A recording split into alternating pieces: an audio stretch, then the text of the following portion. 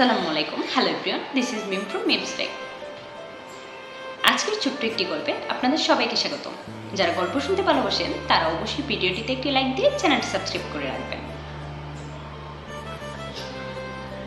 আজ আপনাদেরকে একজন মায়ের জীবনের গল্প শোনাবো। আমার নিজের মায়ের না, তবুও একজন মায়ের তো মায়েদের স্যাক্রিফাইস করার গল্প। গল্পটি এক আপু তার টাইমলাইনে শেয়ার করেছেন। আপুটির নাম এখানে মেনশন করছি না। আপুটি লিখেছেন, আমার একটা ব্যাংক ছিল, মাটির না, প্লাস্টিকের। ছোটবেলায় আমি জিজ্ঞেস করেছিলাম, দুটোর তফাৎ কি আম্মা? আম্মা বলেছিলেন, মাটির ব্যাংকে টাকা থাকুক বা না থাকুক বোঝা যায় না, আর প্লাস্টিকেরটাই টাকা রাখলে টাকাগুলো বাড়লে ওজন বোঝা যাবে। আমি তখন ক্লাস 8-এ পড়ি। আম্মা গৃহিণী মানুষ, আয়ের উৎস নেই। আম্মাকে টাকা দেওয়ার মতো আব্বা ছাড়া অন্য কেউ ছিল না।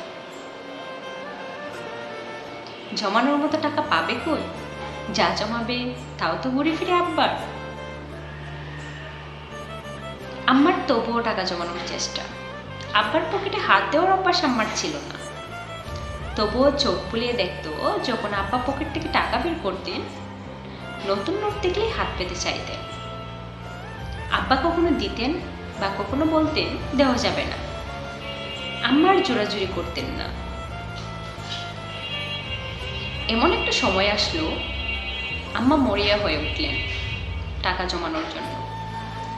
হাঁস মুরগির ডিম আম্মা খাওয়া বন্ধ করে দিয়ে নিজের প্যাকেটটুকু জমাতেন। যেমন ধরুন, ঘরে হাঁসের ডিম রান্না হলো, আম্মা সবার জন্য 2টা ডিম নিতেন, আর নিজের জন্য নিতেন না, ওই 2টা জমাতেন। এমন করে হালিপার ডজন পুড়িয়ে বিক্রি করে ব্যাংকে টাকা রাখতেন। আম্মার একটা হীরার নাকফুলের শখ ছিল। আব্বার ফুফাতো ভাই জন্টু কাকার বউ যখন আমাদের বাড়িতে বেড়াতে এলো, ঠিক তখন থেকেই। আমি তখন ছোট, ক্লাস 3-তে পড়ি। আম্মার বয়সও কম ছিল, মনে হয় 22-23 বছর হবে। কাকির নাকে মাঝারি আকৃতি একটা হীরার নাকফুল জলমল করত। আম্মা এই গল্প অনেক করেছে, আমরা সবাই জানি। অবশ্য একটা সময় পরে আম্মার গল্প বদলে গেল। মানুষের শখ বয়সের সাথে বদল হয়। শখ আসলে মরে না, শুধু ছাঁচ বদলায়। এই যেমন আম্মার একটা সময় নিজের জন্য যে শখ ছিল, সেটা আমার জন্য হলো। হ্যাঁ, আমার শখ আমার জন্য একটা হীরার নাকফুল কিনবেন। আম্মাকে হীরার নাকফুল কিনে দেওয়ার সামর্থ্য আব্বার ঠিকই ছিল, কারণ এরপর কত কিছু করে আমাদের উন্নতি হয়েছে। খাটের বাড়ি বদলে দালান দাঁড়িয়েছে, ধানের জমি বেড়েছে, গরুর খামার হয়েছে, এমনকি আমার জন্মের আগে মারা যাওয়া দাদা দাদির নামে 10 গ্রামের মানুষ এক করে খাওয়ানো হয়েছে। তাদের শখ ছিল নিজেদের গোয়ালের গরু দিয়ে গ্রামবাসীকে ডেকে দাদার নামে খাওয়ানো, যেটা গ্রামের ভাষায় চল্লিশা বলে। আব্বার তৌফিক ছিল না তখন। যখন তৌফিক হয়েছে, মায়ের শখ পূরণ করেছে। জায়েজ না জায়েজ বাছ বিচার করে নেন। তবে আব্বার শখই ছিল না আমার মায়ের হীরার নাকফুলের শখটা, তাই হয়তো তিনি পূরণ করেননি। আমি নাক ছিদ্র করার বরাবরই বিপক্ষে, তবুও আম্মার শখ মেটানোর দায়িত্ব কাঁধে নিয়ে এসএসসির পরে নাক ছিদ্র করতেই হলো। আব্বা আমাদের পাড়ায় জিলাপি দিয়ে মিলাদ পড়িয়েছিলেন। পাশের বাড়ির যে দাদের হাতে নাক ছিদ্র করেছি, তিনি আব্বাকে রাস্তায় পেয়ে বলেছিলেন, যত তাড়াতাড়ি সোনা দেবা তত তাড়াতাড়ি শোকাইব। আমার জন্য এনেছিলেন 2টি নাকফুল, একটা চিকন নথ কানের রিংয়ের মতো, আর একটা ছোট ফুল, যাতে নাকের কাঁচা ভাব শুকিয়ে গেলে পড়তে পারে। আমার যখন উচ্চ মাধ্যমিক পরীক্ষা দিয়ে প্র্যাকটিক্যাল বাকি, আব্বা বাড়ি আসলে এক রাতে আম্মা ব্যাগটা কাটলেন। যেভাবেই চুমুক, টাকা তো ঘরের। আব্বার চোখেও খুশি। আমাকে বললেন, তোর মায়ের ব্যাগ তো পড়ে গেছে, এখন টাকা দিয়ে কি করবে? অপার দ্বীপ খুশিতে জলমল করছিল আম্মার চেহারা।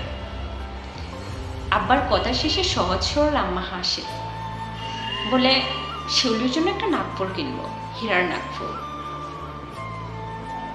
আব্বা বোধ হয় আম্মার কথা শুনতে পায়নি, নাকি শুনেনি জানি না। বললেন, তোর মায়ের কাছে এত টাকা আছে কেউ জানে না জানে, তাহলে ডাকাতি হয়ে যাবে। আম্মার ব্যাংকে 5 বছরে 9,798 টাকা হয়েছে।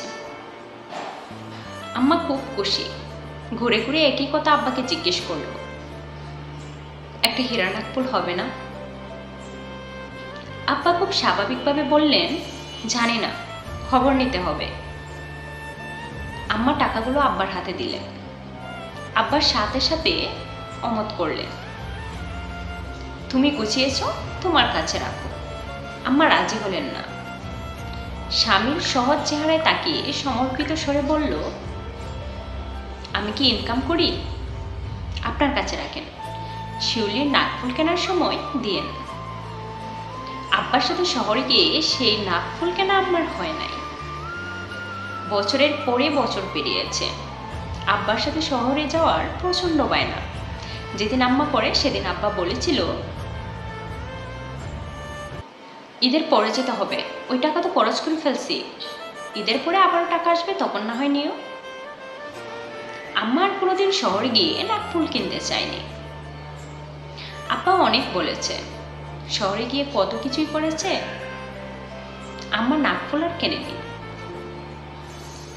আমি বিসিএস দিয়ে প্রশাসনে টিকলাম, আমার সহকারী কমিশনার হিসেবে জয়েনিং। এরপরে প্রথম বাড়ি গিয়েছিলাম খালি হাতে। আব্বার জন্য শুধু একটা পাঞ্জাবি পায়জামা নিয়েছি।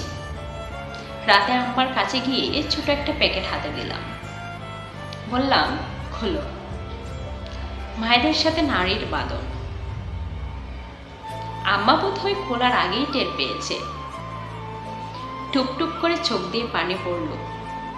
আমি আম্মাকে জড়িয়ে ধরলাম, বললাম, খোলো আম্মা।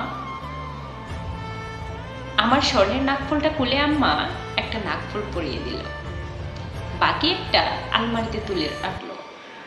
আমি অনেক বলার পরেও আম্মা পড়ল না, বলল, সবকিছুর একটা সময় থাকে মা, তুই দিয়েছিস, আমার শোক সেখানেই মিটে গেছে।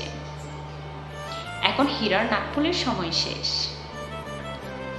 আমি না থাকলে তুই নিয়ে যাস তোর নাকের ছোট নাকফুলটা, তোর মেয়েকে দিস, আর এই মাঝারি আকৃতি নাকফুলটা তখন তুই পরিস। আমার আম্মা প্লাস্টিকের ব্যাংকে টাকা নয় সব জমিয়েছিলেন, উত্তরাধিকার সূত্রে আমাকে দিয়ে দিলেন। কি অদ্ভুত, তাই না? মায়েরা আসলেই তাদের নিজেদের সবগুলো এভাবেই দামাচাপা দেয়। গল্পটা পড়ার পর আমার চোখ দিয়ে পানি চলে আসলো। আসলে পুরুষরা কেন বোঝে না একজন মেয়ের মনের কথাগুলো? এইগুলো শুধু ওই আপুটার মায়ের গল্প না, আমাদের ম্যাক্সিমাম মায়েদের গল্প। বাই দ্য ওয়ে, কোনো শব্দ উচ্চারণের ত্রুটি থাকলে আমার ভুল ত্রুটিগুলো ক্ষমা সুন্দর দৃষ্টিতে দেখবেন। আর হ্যাঁ, ভিডিওটি ভালো লাগলে অবশ্যই একটি লাইক দিয়ে চ্যানেলটি সাবস্ক্রাইব করে দিয়ে যাবেন। আজ এই পর্যন্তই। সবাই ভালো থাকবেন, সুস্থ থাকবেন। আল্লাহ হাফেজ।